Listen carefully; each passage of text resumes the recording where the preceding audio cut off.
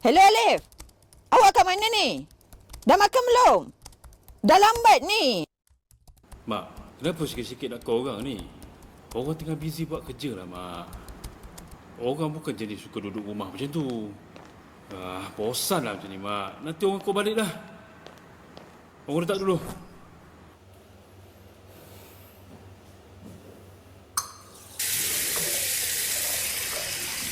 Awak kat mana ni?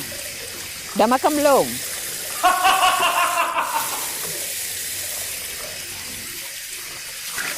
Tengah halang saya. Dah lambat ni. Awak tak makan lagi ke? Awak kat mana ni? Dah makan belum?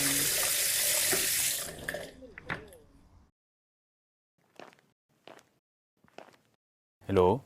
Mak, minta maaf pasal tadi orang banyak kerja sikit kat office. Ni Mak dekat mana ni? Dah makan ke belum?